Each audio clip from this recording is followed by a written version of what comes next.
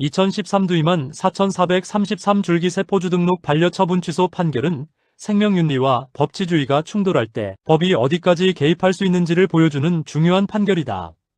이 사건은 한 연구자가 2003년에 줄기세포주를 만들어 두었다가 이후 2010년에 생명윤리법이 개정되면서 등록제도가 생기자 그 줄기세포를 등록하려고 하면서 시작되었다.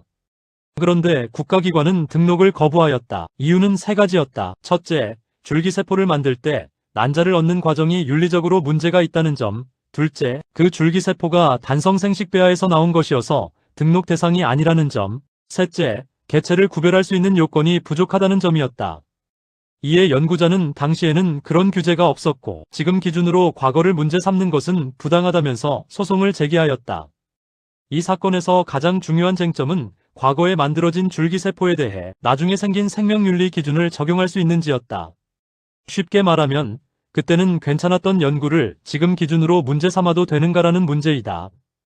여기에 더해 단성생식배아 줄기세포도 등록 대상인지 그리고 과학적 식별 기준은 충족했는지도 함께 문제되었다. 대법원은 결국 연구자의 손을 들어주었다. 먼저 윤리적 문제를 이유로 등록을 거부한 부분에 대해 법은 소급해서 적용할 수 없다고 보았다. 2003년에는 난자 제공이나 동의 절차에 대한 엄격한 규정이 존재하지 않았기 때문에 나중에 생긴 규정을 가지고 과거 행위를 문제 삼는 것은 허용되지 않는다는 것이다. 법은 미래를 규율하는 것이지 과거를 처벌하는 도구가 되어서는 안 된다는 입장을 분명히 한 것이다. 다음으로 단성생식배아 줄기세포 문제에 대해서도 대법원은 줄기세포가 어떤 방식으로 만들어졌는지는 등록 대상 여부를 가르는 기준이 될 수 없다고 보았다. 법은 줄기세포를 증식 가능하고 다양한 세포로 분화할 수 있는 세포로 정의할 뿐 그 생성 방식에 따라 차별하지 않고 있기 때문이다.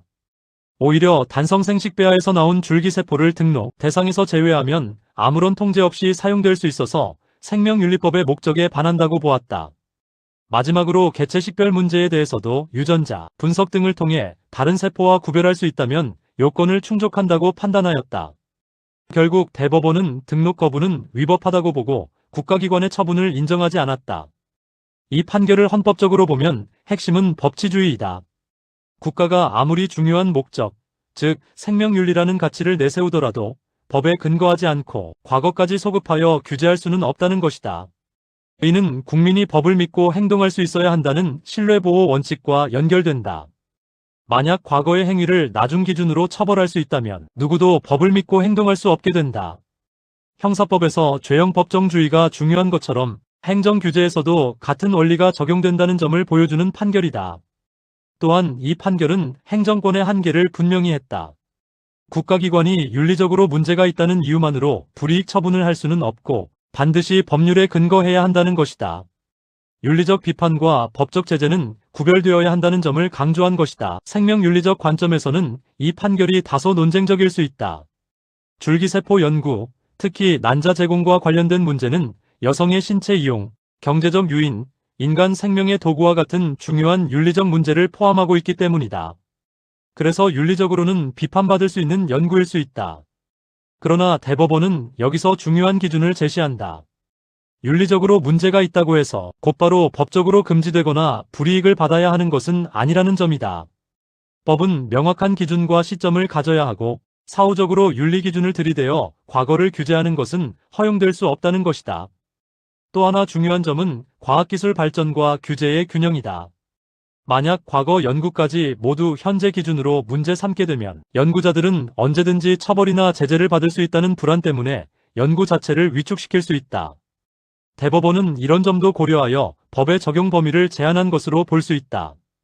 결국 이 판결은 생명윤리라는 중요한 가치와 법치주의라는 기본 원칙 사이에서 법은 어디까지 개입해야 하는지를 보여준다. 대법원은 생명윤리를 부정하지 않으면서도 법은 명확한 근거와 시간적 한계를 지켜야 한다는 점을 분명히 하였다. 이 판결은 앞으로 생명과학 분야에서 새로운 기술이 등장할 때 법이 어떻게 대응해야 하는지에 대한 기준을 제시한 중요한 사례라고 할 수 있다.